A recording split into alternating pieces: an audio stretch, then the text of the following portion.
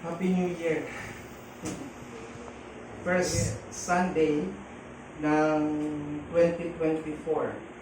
And I hope we have full of hopes, full of energy as we still holding fast, or we are still holding fast to the faithfulness of God. And we celebrated our New Year with our family. Indeed, I have seen a lot of posts from you guys to which all of you are happy, or we're happy celebrating New Year. And I was also very happy to see you happy. But there are places who don't celebrate that much, especially when earthquake hit Ishikawa in Japan on the very first day of the year, 1st of January, 7.6 magnitude hit Ishikawa, a part of district in Japan. Malamang gaya natin, sila ay may mga plano kung paano nila i-celebrate yung kanilang New Year. Pero their plan got devastated because of the unseen circumstance. At mahirap talagang kalaban, pag nature. Di mo pwedeng pigilan yung baha, di mo pwedeng pigilan yung bagyo dumating. At mas lalo na, dahil yung typhoon nga, nadedetect, malayo pa lang. Diba? Yung ulan, malayo pa lang, alam na, uulan. Pero ang isa siguro sa undetermined, unpredictable ay earthquake. At yan ay nangyari sa kanila. Kaya nga may mga panawagan, nakikita ko sa Facebook, kung kayo ay nag-iingay dahil masaya kayo sa New Year, pues hindi lahat gaya nyo. May mga taong walang handa, mas piniling matulog sa kanilang medianoche. Meron ng post na, anak, wala tayong handa, matulog na lang muna tayo. Baka bukas may mga kapitbahay na magbigay ng kanilang mga tira. Iba-iba yung ating mga kalagayan. Kaya minsan ay magiging sensitive din tayo on how we celebrate things. Kasi hindi lahat ay kapareho ng estado mo. Salamat lang tayo sa Panginoon dahil maganda yung ating mga kabuhayan, maganda yung ating mga estado sa pamilya, mga magulang ng bawat isa ay may mga trabaho at may mga kita na laging inaasahan.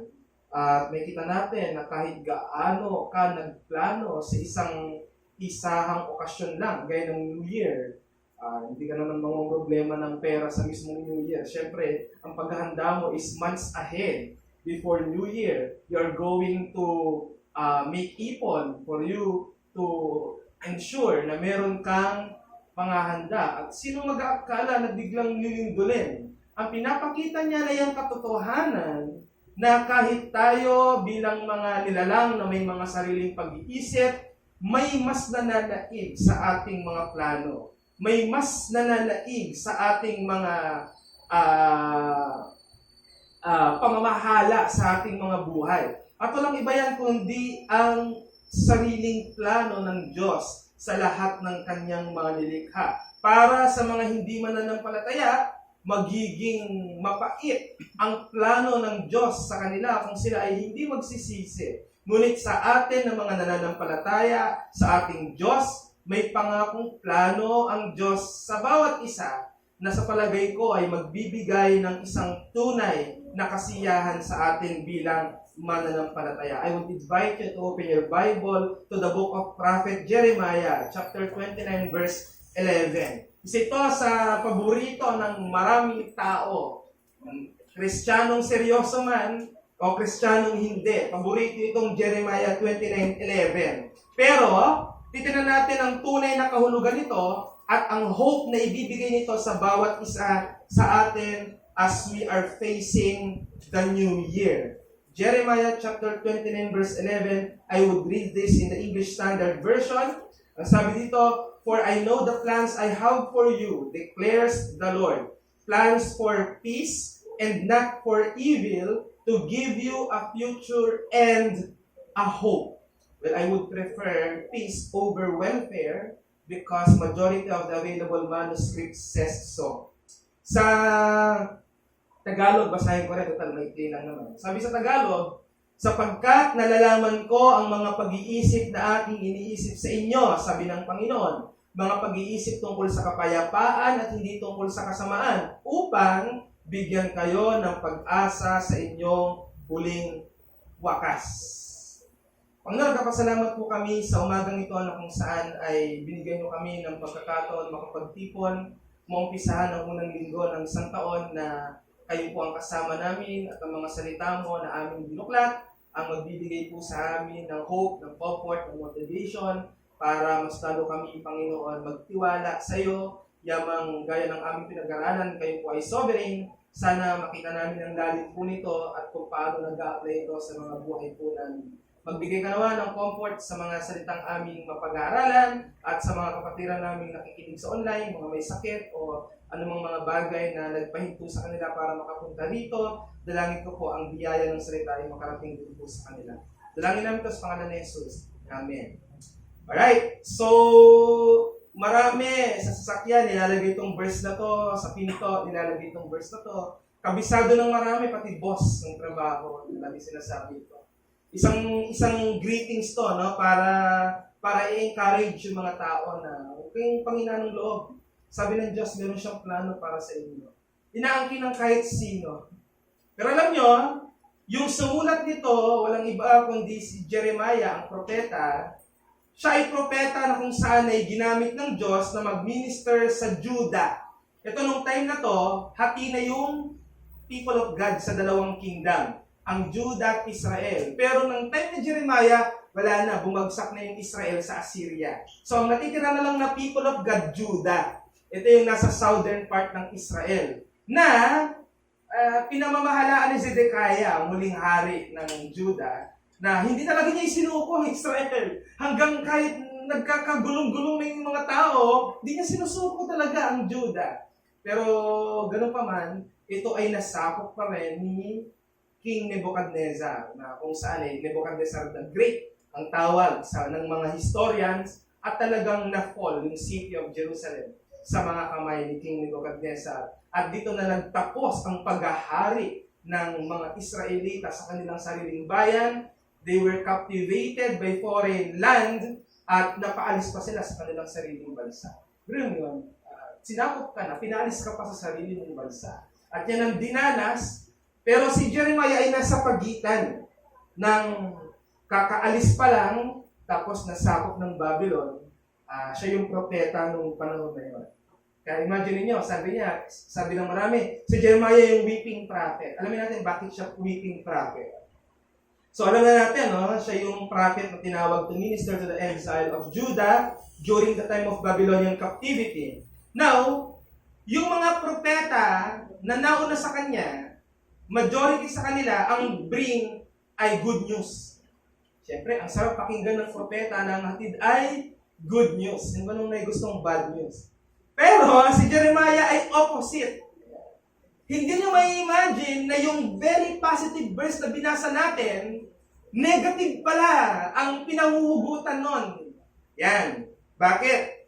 Dahil, sinabi ni Jeremiah, ang ayaw marinig ng mga Israelita. Siyempre, gusto marinig ng Israelita, may propetang tinawag ng Diyos. Alamin na natin kung kailan tayo makakabalik sa ating bayan. Alamin na natin kailan tayo palalayain ng Diyos sa Babylonia. And yet, ang marinig nila, kabaliktaran ng kanilang inaasahan. Hindi kayo makakalaya. Ganyan ang mensahe ni Jeremiah sa Israel, na talagang nuknukan ng gustong pagbabatuhin siya. Alam nyo, si Jeremiah ay nakakainis na propeta dahil bad news ang kanyang binibigay sa mga tao. Sabi niya, hindi tayo palalayain ng Diyos agad-agad. Magtatagal ang paghahari ng Babylonia sa ating lupa. Pero may naging antagonist. Sinabi natin antagonist, may kumontra na nagpapaka-superhero. Yan, syempre, merong naghahatid ng bad news. Gusto ng tao, may lumitaw na magbigay ng good news. Merong isang propetang nagngangalang Hananiah na false prophet. False prophet, hindi totoo, hindi sugo ng Diyos. Pero ang news niya, good news. Yan. Good news yung kanya. Sabi ni Hananiah, ang Israel ay makakalaya 2 taon mula sa panahon nila. Wow! 2 years, makakalaya na tayo. At sabi ang Judah, pamamahalaan niya uli ang kanyang sariling bayan. Pero, magkabaliktad sila ni Jeremiah. Dahil si Jeremiah yung legitimate. Siya yung talagang tinawag ng Diyos, while si Hananiah hindi. Pero malaman natin, bakit may Hananiah? Anong role niya? At maraming Hananiah sa panahon natin ngayon na maging aware tayo na maaaring ganyan pala tayo. Sa kakagusto mong good news ang binabalita mo, nakalimutan mo yung bad side na kailangan mas maunawaan ng mga tao. Kaya syempre, natuwa ang mga tao kay Hananiah. Ang mga tao ngayon, tinitingnan ng legitimacy, hindi sa fact, kundi sa gusto nilang marinig. O dahil ikaw yung nagsasabi ng maganda, sa'yo kami papanig. Pero bilang mga Kristiyano, hindi po tayo ganon. We are adherents of sola scriptura. Bad news man o good news man ang nire-reveal ng Diyos, kailangan nating tanggapin yan. Kaya ako po ito sinasabi, mamaya pa yung optimistic side ng For I Know the Plans. Dito muna tayo sa totoong nangyayari sa panahon nila Jeremias na ayaw banggitin ng mga bumabanggit dito. O karamihan na ipipreach na nga nung pastor, hindi naman sinabi yung totoo. No? Nag-dwell dun sa verse na para sa iyo to. Yung sinabihan ng para sa iyo to hanggang ngayon, nasenggo. Di ba? Hanggang ngayon, sugarol. Di ba? Na hindi nagsisisi sa kasalanan. Eh, dito para sa kanila. Pero may part na para sa kanila kung matatanggap nila yung bad news. Kasi ang punto nito, for you to be able to claim this good news, alamin mo muna yung bad news. Isa pang nakakainis na ginawa ni Jeremiah ay nagdadala siya ng yoke. Sinuot niya. Si Jeremiah, may props every time na lalabas. Meron siyang yoke. At ang simbolo nun, pahihirapan tayo. Hindi ko siya sabihin. Hindi lang propeta ito. May dalang yoke para sabihin, magkakaroon ng burden ng Judah sa matagal na panahon. This is the yoke to which Judah will bear.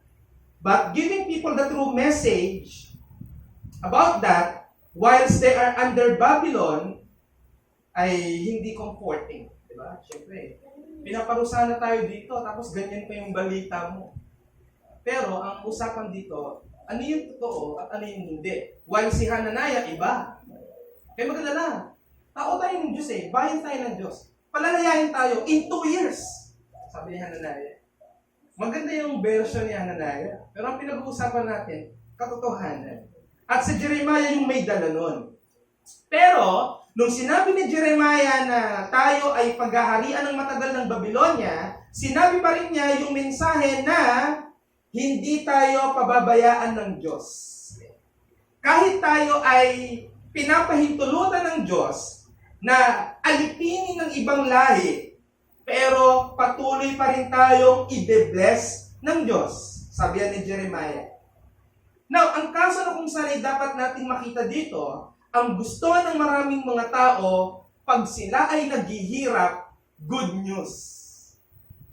Yeah? Good news. Pag ikaw ay naghihirap, pinapahirapan ka, pinipersecute ka, nai-stress ka, anxious ka.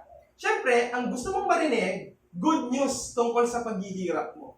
Pero what if, hindi ganyan yung marinig natin? Ngayon, pag ang tao, stress, anxious, ang gusto nila, good news. Minsan, pag dumating pa sa preaching, nabibigatan na nga ako, bigat-bigat pa ng turo. Minsan, di ba may ganyan? At minsan tayo ay guilty dyan kasi nandito nga ako para ma-comfort, pero ba't ganun, pinalo ako ng salita. No? Sinumbatan ako ng salita. Pero what if the good news succeeds the bad news? In order for you to receive the good, you need to face the bad. Matatanggap ba natin at kaya ba nating harapin yung katotohanan na hard? Pero kapag ating napagtagumpayan at natanggap, it will lead us to a lighter life. Yan ang nasa likod ng verse na ito. At bibigyan ko kayo ng mensahe dyan. False truth damns people because of false hope. Hindi dyan nagtatapos. But the gospel truth invites people to hardships because of the truth, but in the end, leads to eternal comfort from God. Tatagalogin ko, ang maling turo, pinapahamak ang mga tao dahil sa maling pag-asa. Ang katotohanan ng Ebanghelyo, humihikayat sa mga tao sa paghihirap dahil sa katotohanan, ngunit ang duloy pangwalang hanggang aliw ng Diyos. Dalawang punto po ang ating pag-aaralan dyan. At ang unang point na gusto kong makita ng bawat isa when it comes to the right thinking about God's plan for us is that first, not coated with unbiblical dreams. Burahin muna natin yun. Yung nangangarap ka, wala naman sa Bible. Not coated with unbiblical dreams. May narinig ako, pagdating sa langit, magbibuild ako ng airport kasi pangarap ko talagang maging piloto. Wala sa Bible yun. Huwag kang mangangarap ng gano'n, di ba? So yan ang una na dapat na katotohanan makita natin dito, hindi porque ang Diyos ay maraming pangako sa Bible, ay ilalagay mo sa bibig niya, yung hindi naman niya pinangako. Kailangan makontento tayo sa kung ano ang pinangako niya. At doon tayo magkasiya.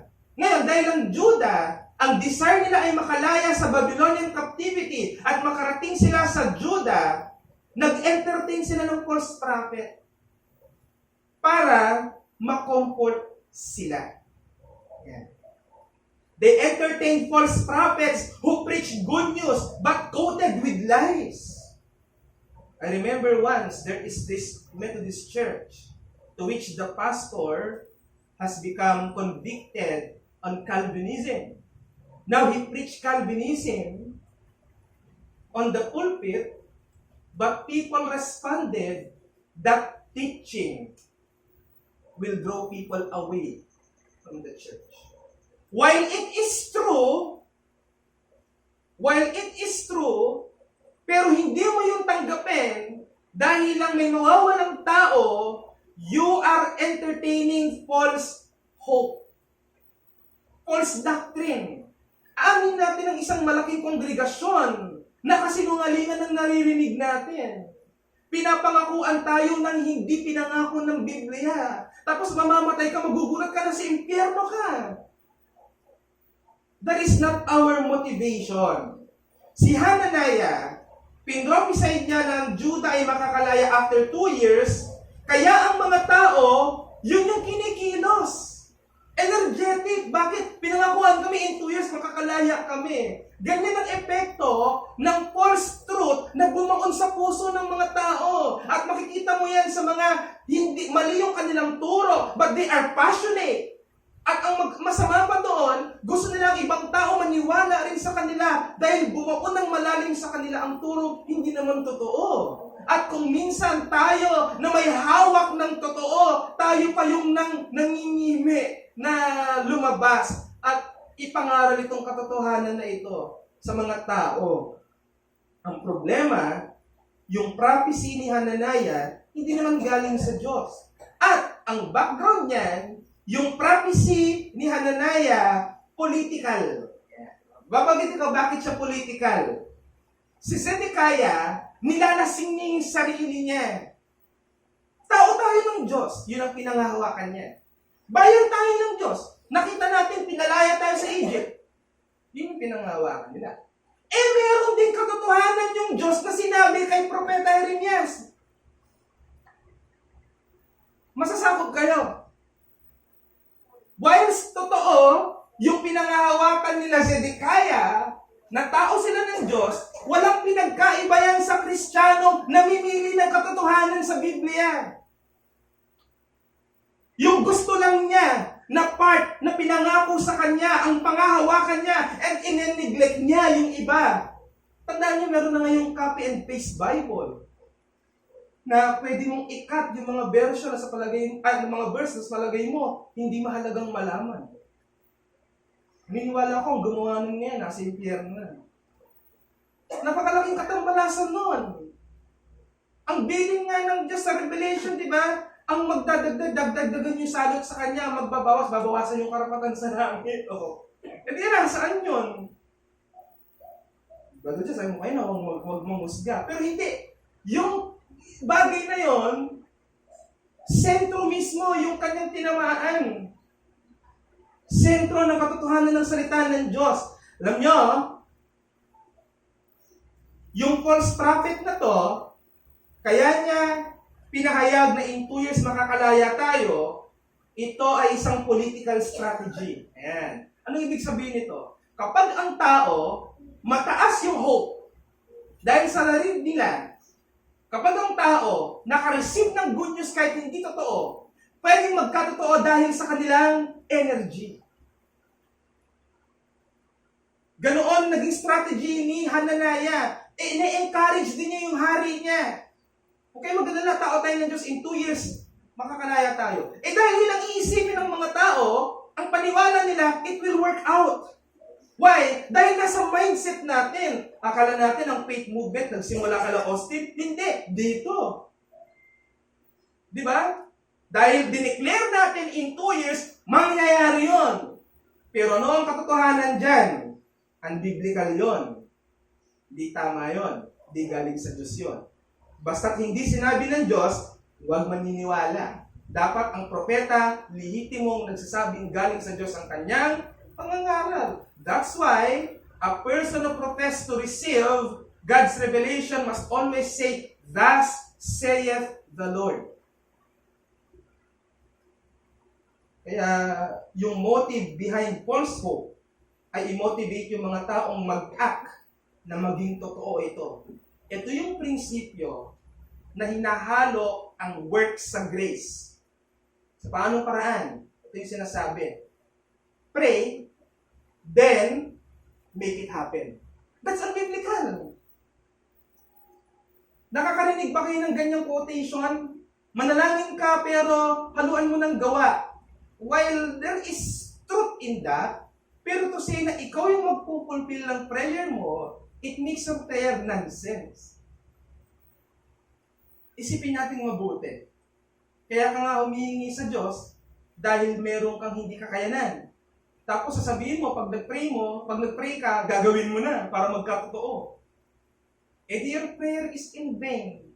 This was what these people were doing. And many Christians today do the same. Ngayon, maraming tao prefer to hear the good news even if they are lies. Gusto nila sugar-coated speeches that tickles their ears, even if they are just deceptions. At bakit may mga tao, mas gusto nilang ma-deceive, kahit alam nila na nangangarap sila, at kasinungalingan ang naririnig nila. Bakit may mga taong alam nila, hindi tama yung naririnig, pero nakakakiliti sa puso at sa tainga, nakikinig pa rin. Alam niyo ang sagot dyan ng iba, kundi depravity. Walang ibang sagot doon. Alam mo lang, sinagsisinungaling sa'yo. Naniniwala ka pa rin. Bunga yan ng isang depraved heart. Ang depraved man, he wants to be fooled comfortably than to be saved hardly. Mas gusto niya, pinapatay siya pero in a gentle way, pinatay ka sa kiliti. Kaysa iligtas ka na nagasgasan ka dahil hilugot ka.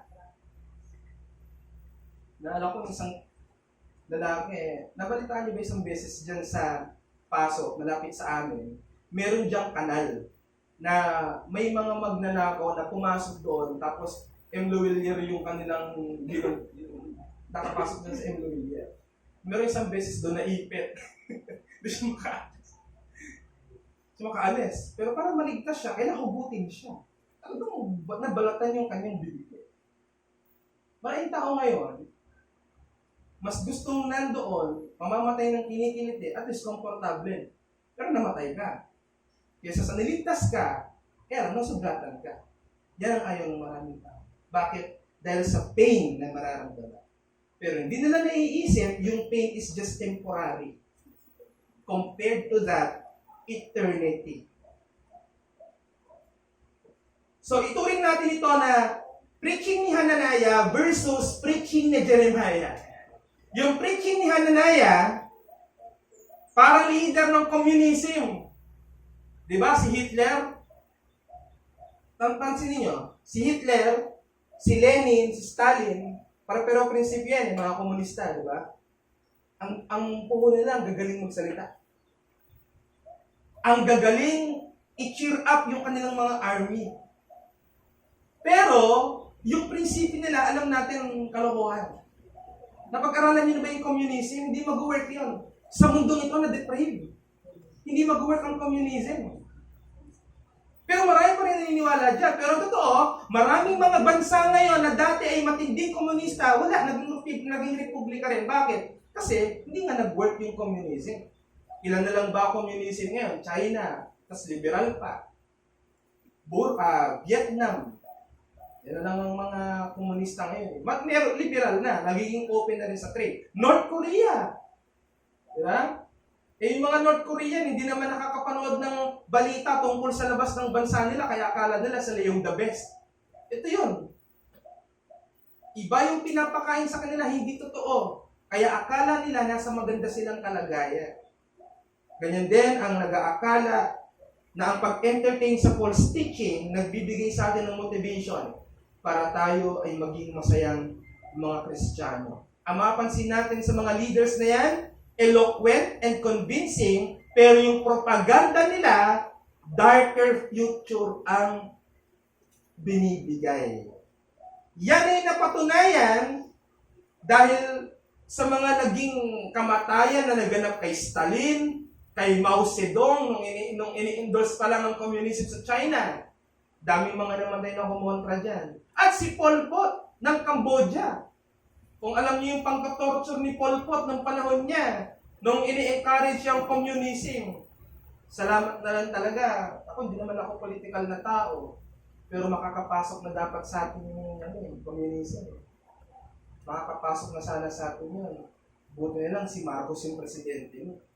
Napigil. Marami kumontra sa kanya nun. Kasi hindi naman nila binasa kung ano yung communism eh. Pero lahat ng, alam nyo, yan yung reason bakit nag-martial law. Magbasa kayo ng history.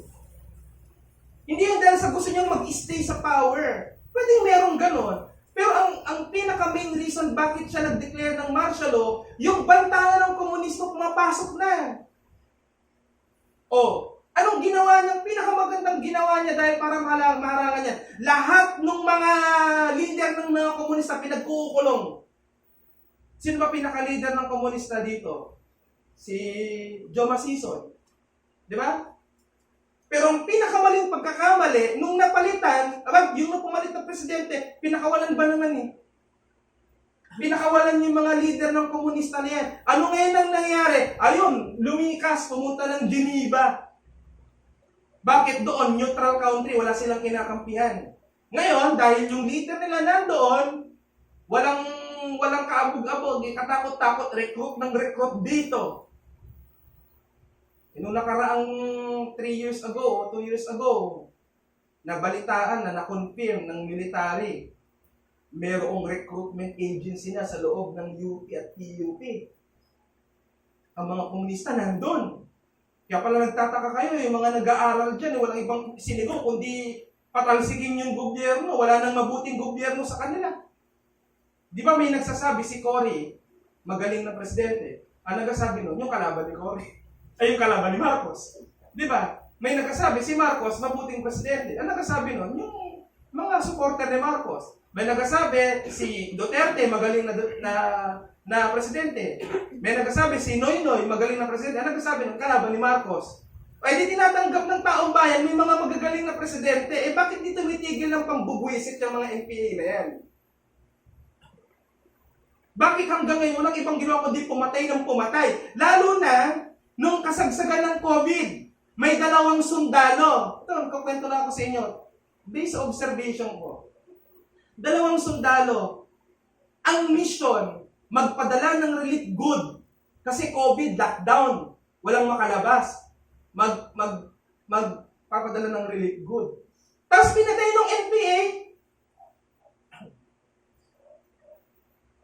Di ba? Hindi mo ba ma-set aside muna yung pagkakaiba nyo? Dahil parehas naman kayong Pilipino. May sana kung pinatay mo, ibang lahi eh. na gustong manakop. Hindi eh. Hindi naman pumunta yun doon para makipag-away sa inyo. Pumunta yun doon para pakainin pati kayo. Gusto mo naman patayin? Walang matinong ginawa yung NPA na yan. Wala dapat Kristiyanong sumasali dyan. Hindi utos ng Bible kumontra ka sa gobyerno. Hindi plano ng Diyos para sa atin yon. Ba't ko sinasabi yan? Darker future kapag nauwi tayo sa mga ganyang leader. So katulad ng pakawalan, dapat yung binitay. Binitay dapat yun. Walang magandang ginawa sa sosyedad Pilipino yun.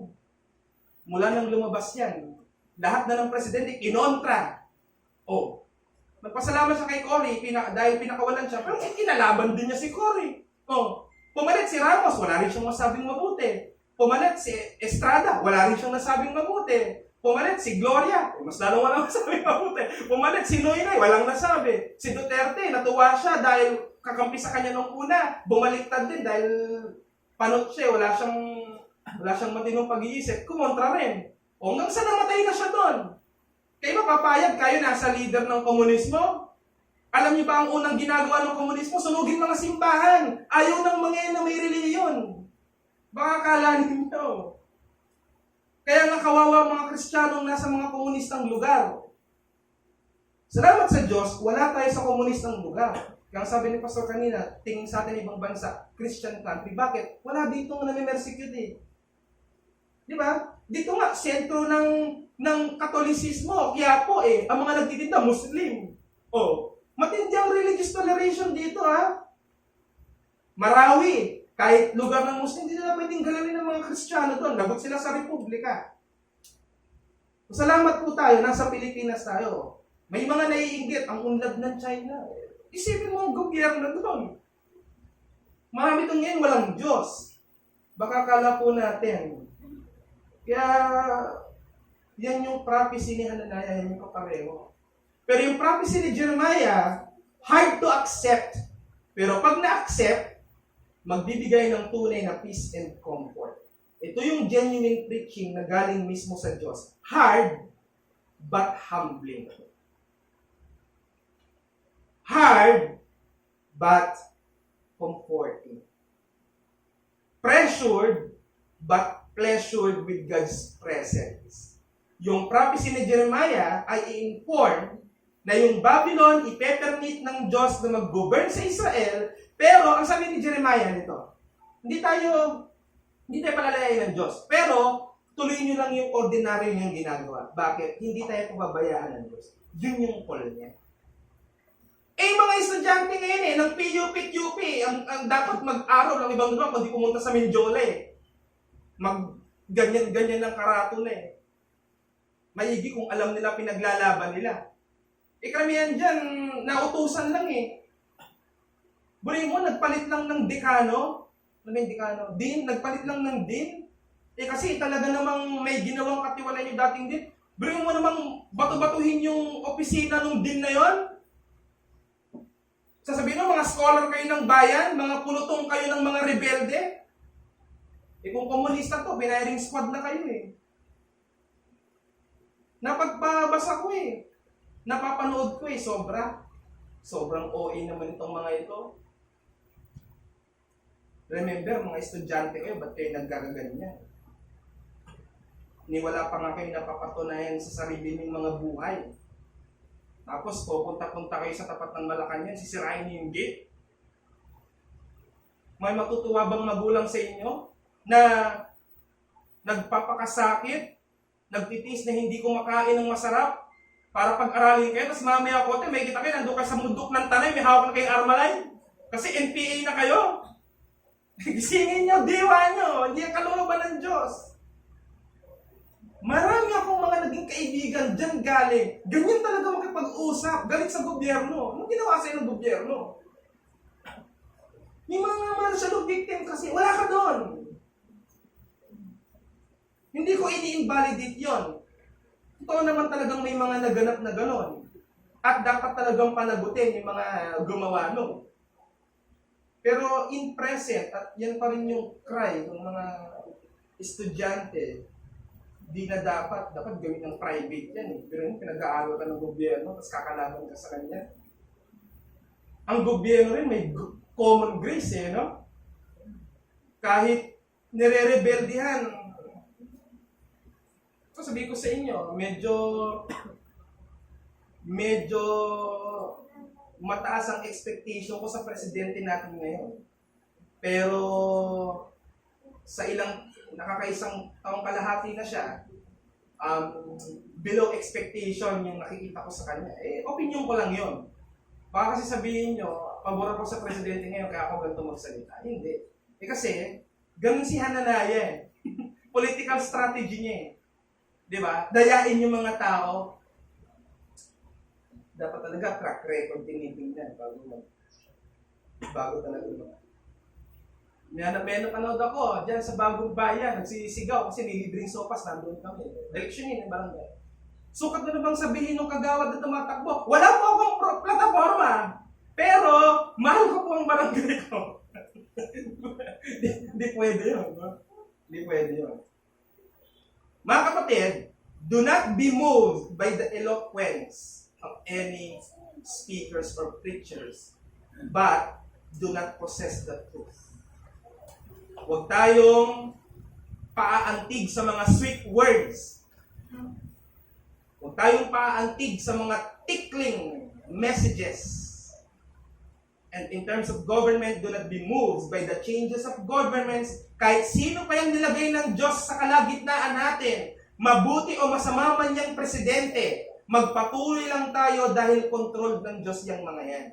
Yon ang mensahe ni Jeremiah. Huwag kayong malungkot na hindi na kayong namamahala sa bayan nyo. Ang ikasiya nyo, ako ang may hawak pa rin sa inyo. Pinahintulutan ko lang na iba ang namamahala sa inyo. Bakit? Hindi nyo mapamahalaan ng tama sarili nyo eh. Minsan, kailangan po natin yan tanggapin. Kilala niyo ba yung dating presidente ng New Zealand? Si Jacinta Ardern.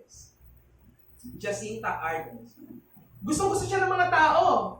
Minsan nga, umatin siya sa United Nations, pinapadede pa niya yung baby niya.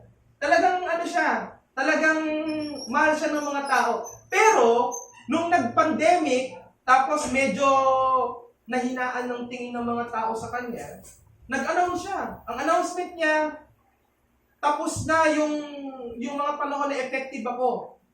Ang nakikita ko na kailangan mapalitan ako. Sana gano'n? Hindi yung very hold sa power. Ito yung gusto ng Israel eh. Kaya nagkaroon ng sekta ng Judaismo na ang tawag Zealots. Kasama dyan si Judas. Diba? At si Simon na sinasabing Zealot. Ang kanilang propaganda, maging powerful ulit ang Israel. Maging conquering nation. Yan yung tingin nila sa Messiah. Kaya lang, nadaig ng Pauline Christianity ang Zealots dahil ang Zealots walang doktrinang matino. Sa Christian history, ang Roman Catholic matagal bago dumating.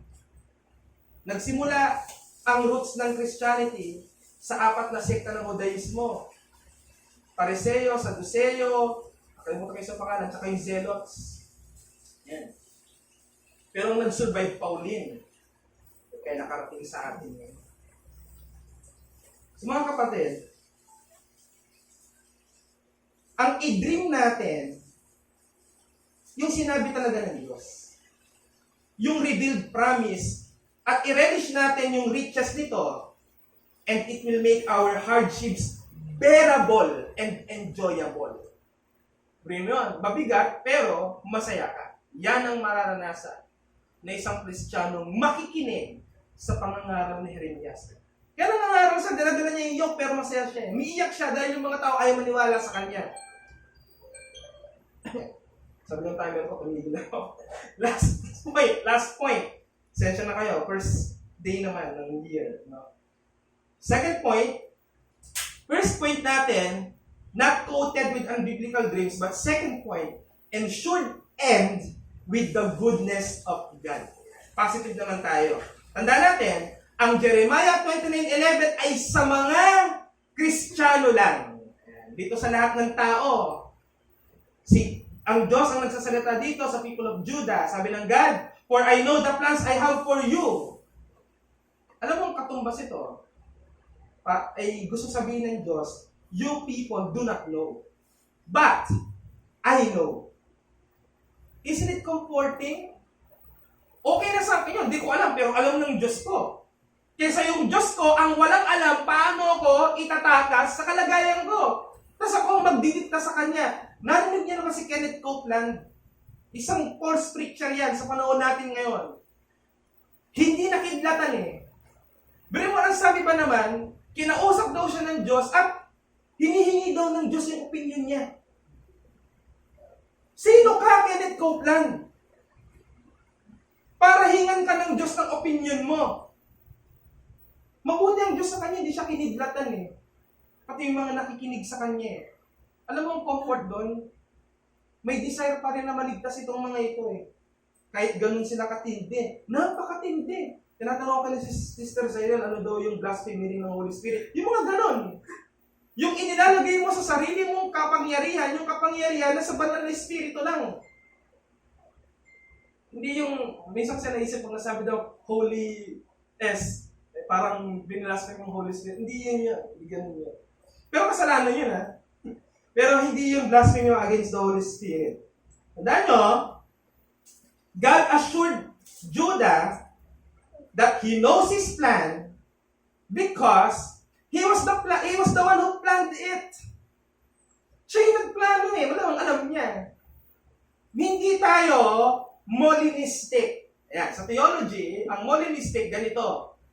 Walang predetermined plan ng Diyos gaya ng paniniwala ng Calvinism. Sa atin kasi, lahat tinakda na. Lahat ng mangyayari. Ang Molinism hindi. Walang tinakda ang Diyos sa mangyayari, pero kung ano yung magiging choice ng tao, hindi daw mauubusan ng choice ang Diyos ng pamamaraan. Mali yun. Dahil ang God, He already predetermined everything. At para sa akin, mas biblical yun. Yun ang talaga sasabi ng Bible. Pero hindi man totally sinabi ng Diyos kung ano yung good plan na yon sa Israel, o sa Judah rather, pero nagbigay na ang Diyos ng clue na magbibigay ng peace sa kanyang mga tao. Ang sabi niya, may plano ako sa inyo, planong hindi ikakasama niyo. Yan. Hindi man sinabi kung ano yon, pero may comfort. Meron kayong buburahin sa isip nyo, yung isipin nyo, may stuck kayo sa ganyang kalagayan. Wag. Bakit? Sabi ng Diyos, may plano ako sa inyo. At yung plano ko sa inyo, hindi masama. Yan. Yan ang panghawakan natin bilang mga Kristiyano. Tayo ang kinakausap ng Diyos dyan. At yung ganyang pananalita ng Diyos, yan ang tunay na nagbibigay ng shalom. Dahil itong mga propetang Hananaya at kanyang mga alipores, sigaw ng peace, ng peace. Kaya nga sabi ng propeta, you are shouting peace, peace, when there is no peace. Walang peace. Ginigera na tayo, anong peace pinagsasabi nyo? May nakita akong travel doon sa Jerusalem. Sino gusto pumunta doon ngayon, ginigera yun. Di ba? Mga tunnel ng mga Hamas doon, matalino. Ang Israel, binibiyan pa rin ng Diyos ang katalinuhan. Hindi nila mahuli yung mga Hamas na nagtago dun sa mga tunnel ng Gaza. Ginawa nila, pinasukan nila ng tubig dagat. Malulog kayong lahat dyan. Ang katalinuhan. Simple lang yun, pero walang nakakaisip nun. Sila lang nakaisip nun. O, diyan kayo nagtago. Pag pinasok namin kayo, babarilin nyo kami dahil kabisado nyo yung tunnel. O, buhusan namin ng tubig dagat. Ilang dagat na nakapalibot sa Israel. May Red Sea, may Mediterranean Sea. Hindi sila mauubusan. At ang Israel, ang kauna-unang bansang naisip at nakagawa ng invensyon na gawing tubig tabang yung alat. Matatalino talaga itong mga ito. Kung pinaburan. Hindi ako dispensationalist, pero naniniwala ako taglay pa rin nila yon. Ang point, kahit tayo ay nasa bad times, ang pangako ng Diyos sa atin, He always ends it with good. Ang echoing verse ng New Testament sa verse na ito ay ang sinabi ni Paul sa Romans 8:28. And we know that all things work together for good to them who love God, to them who are the called according to His purpose. The same audience ng panahon ni Jeremiah, which is Judah, the people of God, is now the church, the people of God. And now the promise to you is that even if you are in your dark moments, but the end is always good for you. Yun yung plano ng Diyos. Tandaan po natin, God's purpose for His people is always for the final good. Kaya mga kapatid at mga kaibigan, when God is placing you in a difficult position, He is carrying out His plan for you for your better disposition. Yan ang ginagawa ng ating Panginoon sa atin. Nang ang ating Diyos ay inilagay si Kristo sa pinaka-difficult position, at yun yung krus. Si Kristo ay nasa most difficult position. Pero dahil kasama si Kristo sa sinabing, sa mga Corinthians 10:11 ay kasama siya. Tandaan nyo, He is the firstborn of many brethren. Siya yung nauna. First fruit, the preeminent. But since God's operation is at work in Him, ang naging end sa ginawa ni Christ ay yung maging Lord and Savior siya ng mga makasalanan. Kung nangyari yun kay Kristo, mangyayari rin yun sa atin, hindi maging Lord and Savior, kundi yung tayo ay mapunta sa glorified estate. Kaya ang call ko sa inyo mga kapatid, trust God to do His work. Kung marami kang plano ngayong taon, alam ko, merong isang plano na marami sa atin alam natin di natupad Bible reading. May nakakompleto ba ng Old and New Testament sa 2023? Baka natigil ng Genesis 2 o Genesis 3. Tuloy nyo na lang, no? Huwag na kayong mag-reset. Basta, huwag kayong maging traditional na dapat sa taong ito hindi. Pwede nyo i-target, pero kung hindi na-target, understandable, tuloy nyo lang. Di ba kasi, sayang, nasa Jeremiah na ni-reset. Nag-Genesis ulit, sayang naman. Sana tinuloy mo na lang. Kasi pag nabulag ka, di ba? Hindi mo na mababasa. Salamat na lang at may audio Bible na. Kausapin mo na yung Google. Ako, bago ako matulog, kinakusap ko si Google, basahin mo nga sa akin ng Psalm 91. Binabasa yun. Tapos big matching tunog pa ng kulisap sa background. Kaya ang ending, nakatulog ako sa Word of God. Hindi ko siya natapos. Pero maganda naman yun, di ba? Kaysa kung ano yung pinapakinggan. No? Na mga kapatid, the only hope that is good and trustworthy for this 2024 is the gospel of the Lord Jesus Christ. Be ensured with eternal goodness of God by entrusting our lives to the Lordship of Christ. He who promised is faithful. Yan ang sabi ng Scriptures. Your year 2024 will be a year full of surprises. Ano mo, kinabukasan, di ba na yung girlfriend mo? Di ba na yung boyfriend mo? Kinabukasan, high school ka na. Kinabukasan, college ka na. Hindi mo makapansin. Di ba? Ngayon, wala kang pera, tapos biglang may dumating na pera. Marami. Huwag lang kayong magkagaya ng iba na nagpapasa, nagsishare ng ano. Pag-share mo to, dadating sa'yo mga blessing. Kaya maniniwala doon, tapos may kamay pa ni Jesus na punong-puno ng mga 5 piso. Kaya papayag no, 5 piso lang na marami. Mangarap na kayo ng malaki. Trust your 2024 to Christ. Full of surprises. By the way, there is my sadness to announce that one of our former laborers in Christ na talagang passionate, Pastor Nonoy, has passed away already. He passed away. At hindi sayang din nakaako na buhay pa siya. Yun yung mga regrets na pinlano na namin yun, pupunta kami. Wala na din na kami nakaako. Pero kilala niya ang Panginoon sa Kristo. Naniniwala ako ay kapiling ng Panginoon. Medyo tabing Calvinist lang siya. Calvinist. Pero maano yun hindi mag-share yun Alam mo, pag nag-share yun, nakakahiya Parang gusto mo siyang itiwanan Sasabihin niya, pag hindi ka naniwala sa gospel, mapupunta ka sa impyerno. Ganun siya mag-preach. Pero kinuha na siya ng Panginoon. Huwag mo ikalungkot yan, mga kapatid. Yung kukunin kayo ng Panginoon. Kasi kinakaigitan niya ng mga Kristiyanong na iwan. Imagine mo yung pupuntahan mo, hindi mo naiisipin bumalik dahil sa dami ng benefits na makukuha mo. 2024 is full of surprises. Baka may mamatay, di ba? Hindi natin alam yan eh. Hindi natin alam yan. Pero, ang nakakaalam niya, yung Diyos natin, na sinasabi, wala siyang masamang plano sa bawat isa sa atin. Ang kinin natin yan dahil para sa atin talaga yan. But, the solution to every seemingly insolvable circumstances in our lives is the Lord Jesus Christ, our King, Lord and Savior. In everything, Christ is the solution. So, you have your own plan, but desire the greater plan of God. Paano mo malalaman yung plano ng Diyos sa'yo? Read your Bible. Simulan mo na. January 7 pa lang. Habulin mo yung 7 chapters ng Genesis. Story mo bukas ang 8. Maganda yun. Araw-araw isang chapter. Maganda, isang chapter ng Old Testament sa umaga, isang chapter ng New Testament sa gabi. Para mapagtagpo mo yung books of the Bible. Gawin yan, alam kung boring na boring kayo, wala namang kayong ginagawa, nagawa nyo na lahat, gawin natin yan. Tanda natin,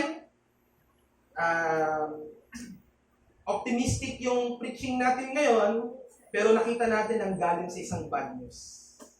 So kasama pala yun sa good news, yung bad side.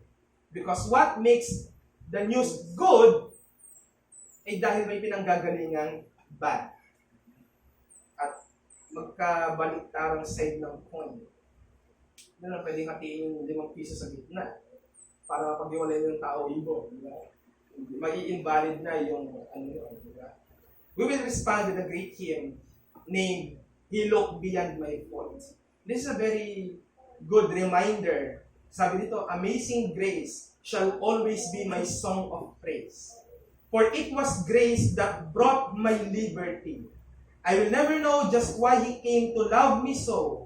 He looked beyond my faults and saw all my needs. Sabi sa coro, I shall forever lift my eyes to Calvary to view the cross where Jesus died for me. How marvelous the grace that caught my falling soul. He looked beyond my faults and saw all my needs. Let's respond in singing that hymn.